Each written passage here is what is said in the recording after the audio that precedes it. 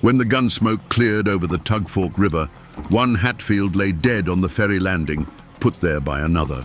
The killer wasn't some long-hated McCoy. He was the law itself, Sheriff Bud Hatfield, and the man bleeding out in the dirt was his own cousin. This single act raises a chilling question that echoes through the hollows to this day. How does a man forged in the fires of the Hatfield feud, a clan that valued blood above all else, bring himself to kill his own family for a tin star? The newspapers of the day called it justice. But those who lived in the shadows of the mountains whispered a different story. A story of a Kinslayer, a man who made a deal with the devil, a traitor who sold his soul. Today, we will separate the facts from the folklore to find the truth behind the most feared and complicated lawman in Appalachian history. To understand the man, you have to understand the silence that fell after the storm. By the turn of the 20th century, the great Hatfield-McCoy feud was over. The shooting had mostly stopped. The famous raids were now just stories told to wide-eyed children. But the peace was a fragile, wounded thing. It was a land of long memories and short tempers, where a man's last name was more important than any law written in a book.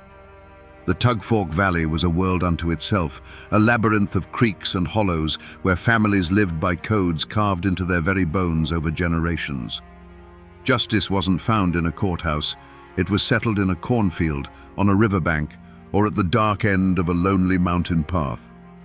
In this world of simmering grudges lived William Anderson Hatfield, known to all as Bud. He was not a patriarch like his famous cousin, Devil Anse. He was a younger man, molded by the feud's final bloody years. He had seen the cost of hot-blooded pride firsthand. While his kin were known for their booming laughs and explosive tempers, Bud was different. He was quiet, watchful.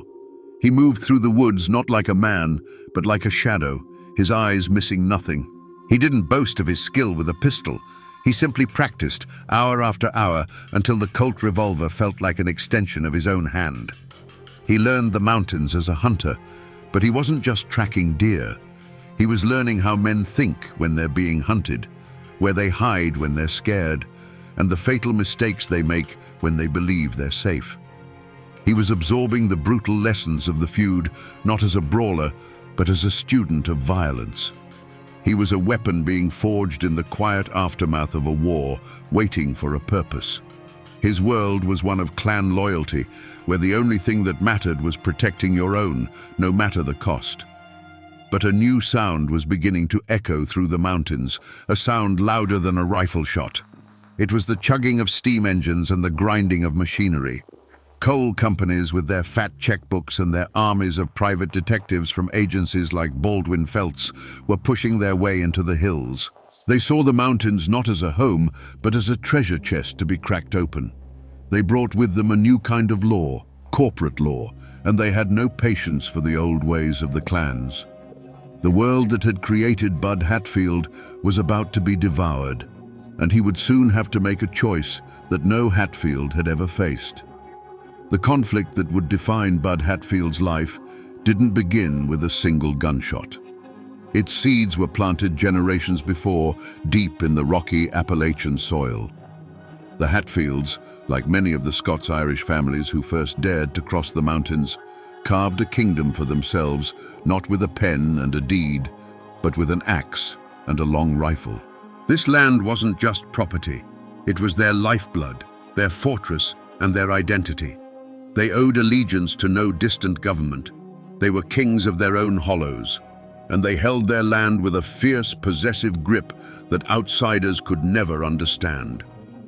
The deepest scar on this landscape was the Civil War.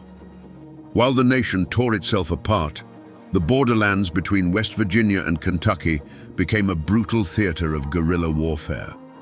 The Hatfields were fiercely Confederate, seeing the Union as an invading force trying to impose its will upon them. Devil Anse himself led a band of irregulars, the Logan Wildcats, who fought a vicious war in the hills long after the main armies had gone home. They weren't just fighting for a political cause. They were fighting for their own sovereignty against any and all outside control. This deep-seated division bled directly into the Hatfield-McCoy feud.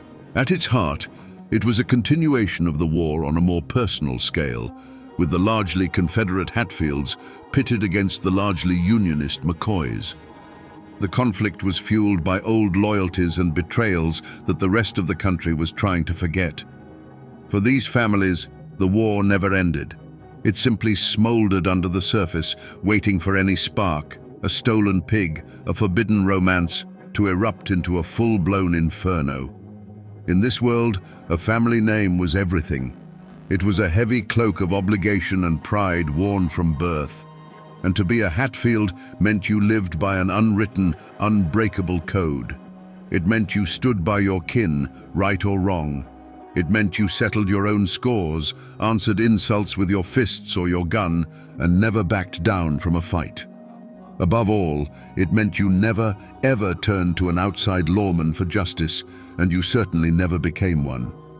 The law was the enemy, the outsider, the threat to the clan's power. This was the legacy Bud Hatfield was born into, a legacy of fierce independence, deep suspicion, and a sworn duty to put blood before all else. The end of the feud didn't bring unity. It left a vacuum. With no common enemy to fight, the old clans began to turn on themselves. The Tug Fork Valley became a tangled web of personal slights and simmering resentments. The supporting cast wasn't just Hatfield and McCoy anymore. It was the Hatfields who sold timber rights to the coal companies versus the Hatfields who refused. It was the families who wanted schools and roads versus the families who saw every change as an invasion. It was a community teetering on a knife's edge, where everyone was watching everyone else, waiting for the first sign of weakness or betrayal. At the center of the old guard's resistance was Bud's own cousin, another Elias Hatfield, but this one went by a different name, Bad Lias. He was everything the old Hatfields were supposed to be, wild, violent, and utterly contemptuous of any law but his own. He drank, he brawled, and he took what he wanted. While Devil Anse was growing old and making calculated deals with the coal barons, Bad Lias was a living, breathing reminder of the clan's lawless past. He was a festering wound, a source of both pride and shame for the family, and his violent exploits kept the old animosities burning bright. The air itself grew thick with gossip. On the porch of the general store, men would speak in low tones about which Hatfield was seen talking to a Baldwin Felts man. Women would whisper over their washboards, speculating on who was behind a mysterious fire that burned a small logging operation. The McCoys and their allies, though quiet, were watching with hungry eyes. They saw the cracks forming in the great Hatfield dynasty and knew that a house divided against itself could not stand. Every fistfight, every land dispute, every drunken threat was fuel for a fire that had never truly been extinguished. This was a world where suspicion was a survival tool. A friendly wave from a man whose grandfather fought for the Union might be a genuine greeting, or it might be a trick to get a better look at the rifle you were carrying. A business deal gone sour wasn't a civil matter. It was a mortal insult that could lead to an ambush on a lonely stretch of road. It was a poison that seeped into the wells, turning neighbor against neighbor and cousin against cousin. The community wasn't healing. It was rotting from the inside out with paranoia and fear. And into this poisonous air, a new rumor began to spread, one more unbelievable than all the others. That Bud Hatfield, the quiet one, the dead shot, was thinking of doing the unthinkable. In the months before Bud Hatfield pinned on his badge, the old folks said the mountains themselves seemed to hold their breath. The air went still and heavy, the way it does before a lightning strike tears the sky open. A hoot owl, that feathered messenger of death, was heard crying in broad daylight near the Hatfield family graveyard.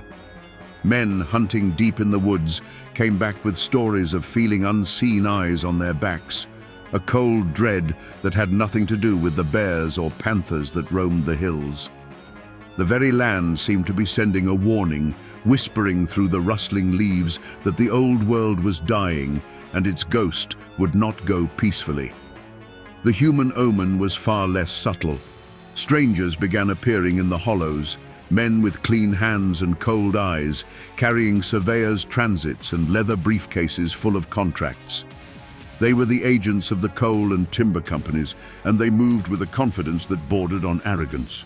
They spoke of progress and prosperity, but their eyes measured the ancient trees in board feet and sized up the family homesteads by the tons of coal that lay beneath them. Their presence was a constant, grating reminder that the outside world was no longer content to leave the mountains alone. They were a walking, talking prophecy of a new kind of war, one fought not with rifles over family honor, but with lawyers and hired guns over mineral rights. Bud Hatfield, a man who read the woods better than any book, felt this change in his gut. It was a coiled tightness in the air, a new kind of fear in the eyes of his neighbors. He saw men who had once been proud and defiant, now speaking in hushed tones, worried about losing the very land their grandfathers had bled for. He saw the easy smiles of the company men and recognized the look of a predator sizing up its prey. He felt a deep, chilling premonition that the old Hatfield code of settling their own problems and protecting their own kin was no longer enough.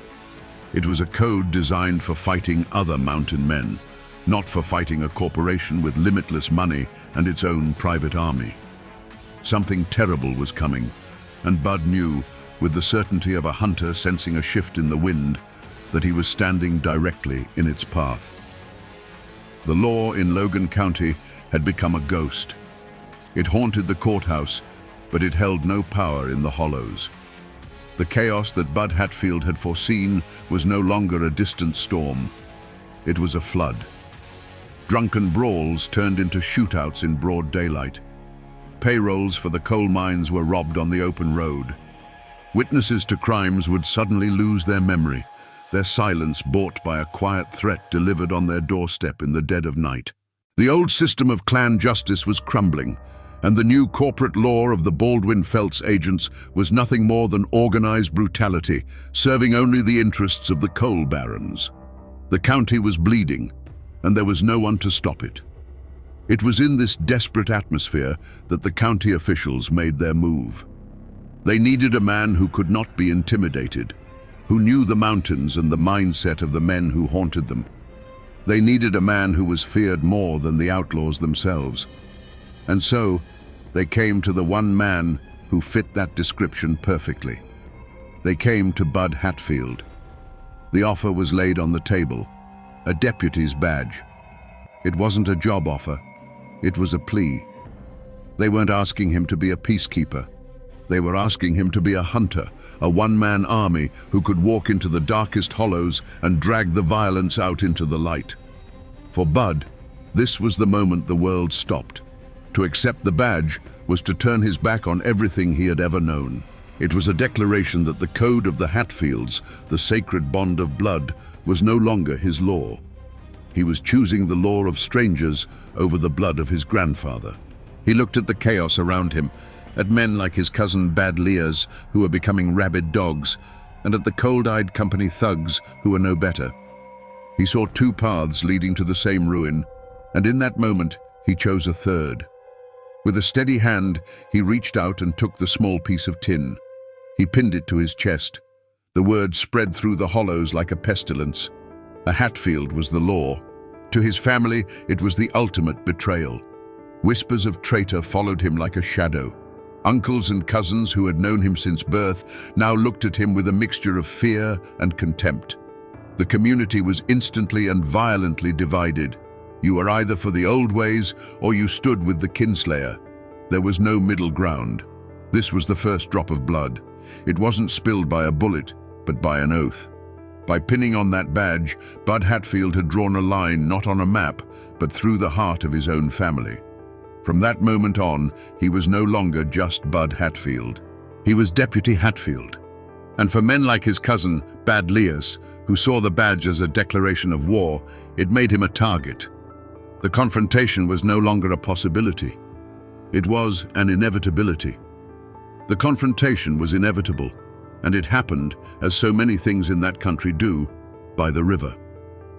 Bud Hatfield and his posse cornered his cousin, Bad Lears, at the ferry landing. The water of the Tug Fork was slow and brown, the air thick with tension. It wasn't a long standoff. There were no grand speeches. There was only the low, steady voice of Sheriff Hatfield ordering his own blood to surrender, and the wild, defiant laugh of Bad Lias in response. For a moment, the two men stood as living symbols of the two worlds colliding, the old, lawless clan and the new, iron-willed law. What happened next took less time than a single breath, but the silence it created would last forever. There was no Hollywood gunfight, no men diving for cover. There was only a sudden, blurred movement, and then the calm was shattered by a deafening roar that echoed off the water and slammed into the hills. It was followed almost instantly by a second shot, so close to the first they sounded like a single stuttered clap of thunder. The posse froze, their own guns still in their holsters. When the sharp, acrid smell of gunsmoke cut through the damp air, Bad Lias was no longer standing. He was on his knees, his head bowed, looking not at his cousin, but down at the wooden planks of the landing. He stayed that way for a single, long second, a statue of defeat. Then, without a sound, he simply pitched forward, his fall making a dull, hollow thud that seemed shockingly loud in the sudden quiet. From across the river, a person would have seen almost nothing. Just two men facing each other, a puff of white smoke quickly stolen by the breeze, and then one man falling. They would not have seen any blood. They would only have seen a dark stain begin to slowly spread across the back of the fallen man's shirt, like a shadow growing in the afternoon sun. The true horror wasn't in the wound, but in the stillness that followed. Bud Hatfield walked forward, his boots making heavy, deliberate sounds on the ferry landing. He stood over the body of his kinsman, his own pistol still smoking in his hand. The pearl handle, they say, felt as cold as a river stone against his palm. He did not speak. He did not offer a prayer. He simply looked down at what the law had required of him. Members of the posse would later whisper that the most terrifying part was the look in Sheriff Hatfield's eyes. It wasn't triumph. It wasn't remorse. It was a chilling, empty calm, the look of a man who had just performed a necessary but terrible piece of work. A Hatfield had killed a Hatfield. In that moment, the old world of clan justice didn't just die. It was executed on a riverbank by one of its own sons. To understand what went through Bud Hatfield's mind on that ferry landing, you must first understand that he likely didn't see himself as a killer. He saw himself as a surgeon. In his cold, calculated view, his cousin, Bad Lias, wasn't a man anymore. He was a disease. He was the living embodiment of the chaos and violence that was strangling the mountains, the very sickness that Bud had sworn an oath to cure. His twisted logic was terrifyingly simple. To save the body, you must cut out the cancer. In that moment, the bond of blood was meaningless. It was an old-world sentiment that had no place in the new order he was trying to build. He wasn't executing his cousin. He was executing a problem. The true transformation didn't happen in the flash of gunfire. It happened in the quiet moment he first pinned the badge to his chest. That act was a silent vow to kill the part of himself that was a Hatfield clansman. He had to consciously sever the ties of blood and tradition that had defined his entire life. To become Sheriff Hatfield, Bud Hatfield, the cousin, had to die. So when Bad Lias made his move, there was no internal struggle. There was no hesitation. The switch had been flipped months ago. He was no longer acting as a man, but as an instrument of the law he had chosen to serve, and instruments do not feel conflict. As he drew his pistol, the world would have narrowed to a single point, the threat in front of him. His years of relentless practice took over, his mind becoming a place of chilling calm. There was no anger, no hatred, not even a flicker of sadness for the boy he once knew. There was only a target, a distance, and a trigger to be pulled. It was the detached, predatory focus of a hunter, but his prey was his own family. He was operating on a level of pure, brutal efficiency that few men could comprehend, let alone achieve. And afterward, standing in the gun smoke over his cousin's body, he would not have felt triumph or relief. He would have felt a profound and chilling emptiness. It was the quiet that comes after a storm has passed, the silence of a void created where something used to be. He had proven his loyalty to the law, but the price was a piece of his own soul. He had become what the county needed him to be, a monster to hunt monsters, but in doing so, he had become a stranger to his own kin and perhaps even to himself. The legend of the fearless Lawman was born in that moment, but so was the ghost of the Kinslayer that would haunt him for the rest of his days. The silence that fell on the ferry landing was heavier than a tombstone. Bud Hatfield's posse stood frozen, men who had seen their share of violence now stunned into stillness, not by the death, but by the identity of the killer and the killed. Sheriff Hatfield broke the spell. His voice was flat, devoid of any emotion, as if he were cataloguing supplies. He gave orders to secure the body and retrieve his cousin's weapon. He treated the scene with the cold, methodical procedure of a man clearing away a fallen tree from a road. There was no room for grief or hesitation. The law had been served, and now the paperwork had to follow. The body of Bad Lias was brought back to town, laid out on the back of a wagon. That grim procession was the only announcement needed. The news didn't travel by wire. It moved like a ghost, whispered from porch to porch, from one hollow to the next. A Hatfield has killed a Hatfield. The words carried a terrible weight, a sacrilege against the deepest code of the mountains. It was a wound cut into the very soul of the clan, a wound that would fester and poison everything it touched. For the Hatfield family, it was a moment of profound and terrible clarity. The lines were drawn. Doors that had always been open to Bud were now silently, permanently barred. Eyes that once held kinship now held a cold, hard judgment. They did not raise their guns against him, not yet. Their reaction was a silence more menacing than any threat. He was no longer one of them. He was an outsider, a tool of the very government they had fought for generations. He was a kinslayer. In the eyes of his own blood, his badge was not a symbol of honor, but the brand of a traitor. The official reaction was the polar opposite. The county prosecutor reviewed Bud's report, a document as blunt and efficient as the man who wrote it. It was a lawful killing. Bad Lias had resisted arrest. He had drawn his weapon. The men of the posse, shaken but loyal to their sheriff, corroborated the story. The officials who had hired Bud let out a collective sigh of relief. They had unleashed a force of nature, and it was working. He had done the unthinkable, the very thing no one else had the stomach to do. They saw a hero, a man bringing order through righteous, necessary violence. His power was solidified, his legend cemented in the halls of the courthouse. But for Bud, the hunt was just beginning. It was not a hunt for another outlaw, but a lifelong hunt for a peace he would never find. He had made his choice, and now he had to live in the world he had created, a world where he was feared by all and trusted by none. The ashes of his old life were all around him, the family he had forsaken, the traditions he had shattered. He was the law, but he was utterly alone, a solitary figure standing in the chilling silence that follows the final, fatal shot. The killing of Bad Lias split the county like a bolt of lightning hitting a 100-year-old oak. There was no middle ground left, no place for neutrality. Every single person, from the coal baron in his fine house to the farmer scratching a living from a rocky hillside, was forced to choose. The general store became a silent battlefield.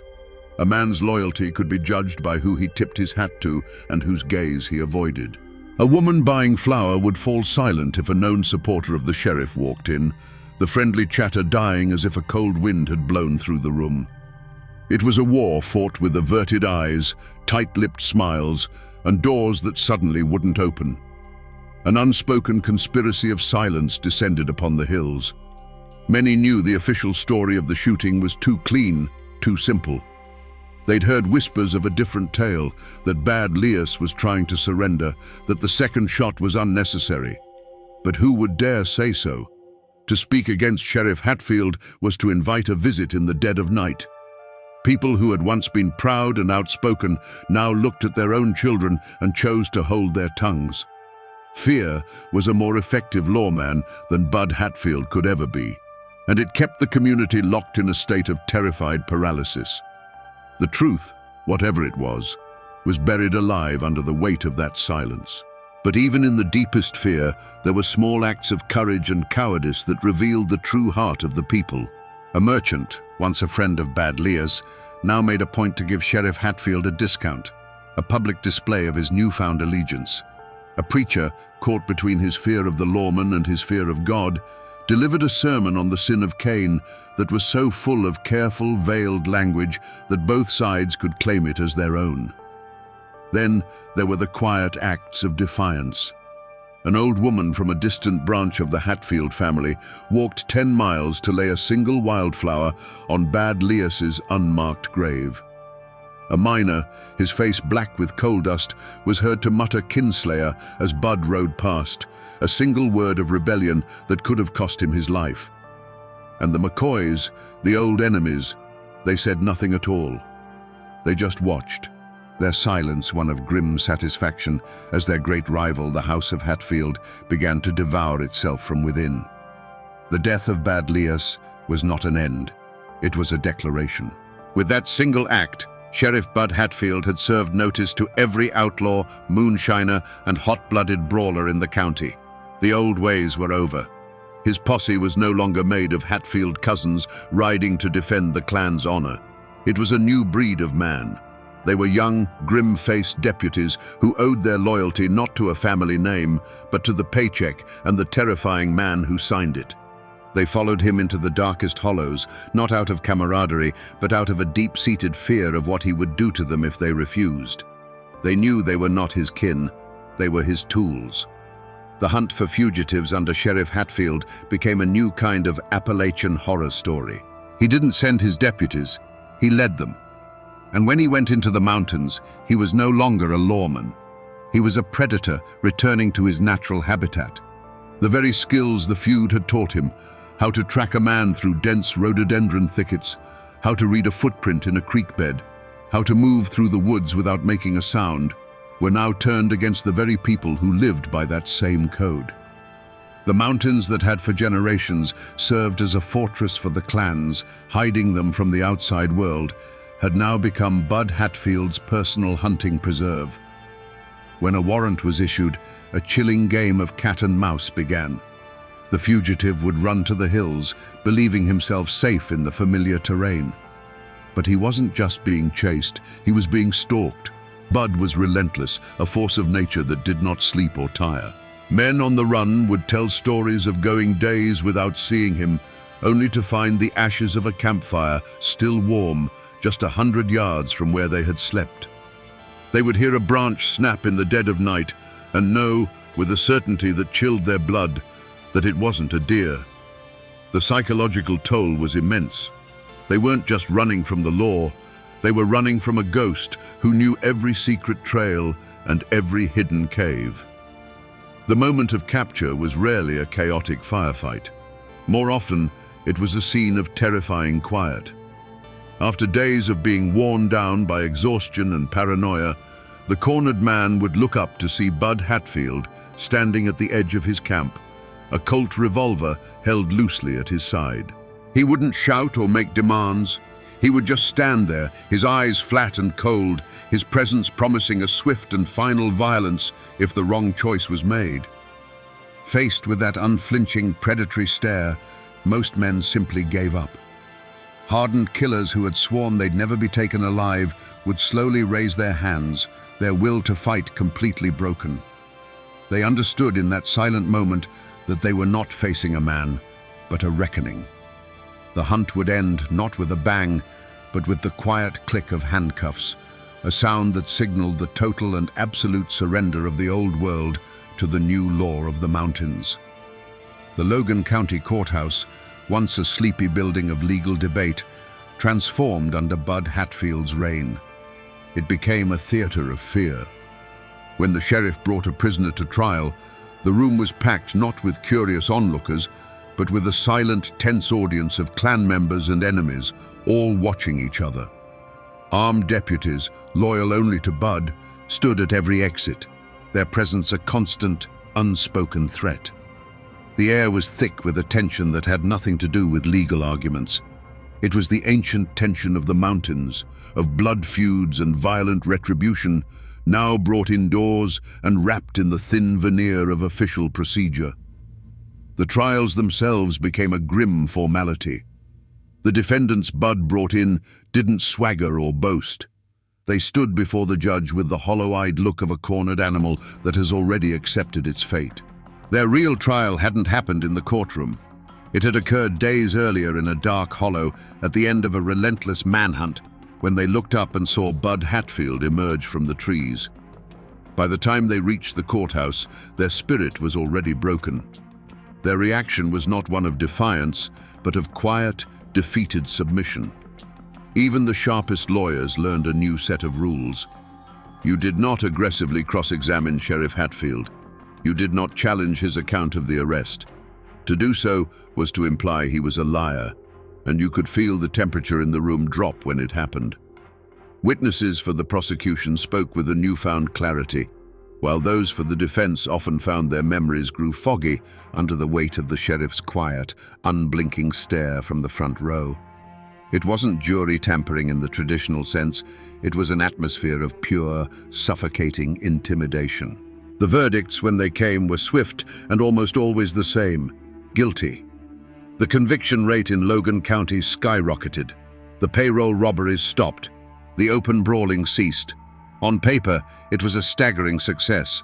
The law of men, with its procedures and its juries, was finally working. But a chilling question hung over every conviction, whispered on the courthouse steps after the prisoner had been dragged away in chains. Was this truly justice? Or had Bud Hatfield simply brought the old ways of the mountains inside the courthouse walls? He had not replaced the clan's code with the state's law. He had merged them into something new and terrifying. He used the tools of the state, the badge, the courts, the prisons, to enforce his own absolute, iron-willed version of mountain justice. The mastermind of it all was Bud himself, and he was never on trial. He was the judge, jury, and executioner long before any gavel fell. The people of Logan County had order, but many wondered if they had sacrificed justice to get it. After the trials were over and the jail cells were full, the Hatfield clan did not declare open war on their cousin. They did something far colder, far more final. They simply erased him. He became a ghost in his own family tree, a name spoken only in whispers of contempt. To the world, he was the powerful Sheriff Hatfield, but to the people who shared his blood, he was a dead man walking. The price for his iron-fisted order was a profound and permanent exile. He had brought the law to the mountains, but in the process, he had lost his home. Bud's life became a strange paradox. He was the most powerful man in the county, yet he was also the most alone. He walked the streets of Logan, a solitary king, his throne built on fear, and his kingdom populated by subjects who hated him. The justice he escaped in the courthouse found him in the shadows. Attempts on his life became a regular occurrence. A rifle shot that echoed from a distant ridge, narrowly missing his head. A stick of dynamite found under a bridge he was about to cross. He survived them all, his uncanny instincts and sheer, stubborn meanness keeping death at bay. But it was a life lived on a razor's edge, a constant grinding war of attrition. The mountains themselves seemed to hold a grudge, and every rustling leaf, every snapping twig was a potential threat. He was not a lawman. He was a warden in a prison of his own making. Whether he was truly haunted by the ghost of Bad Lias, as the campfire tales claimed, is a question that lies buried with him. But those who knew him in his later years described a man hollowed out from the inside. The chilling calm he displayed at the ferry landing became his permanent state.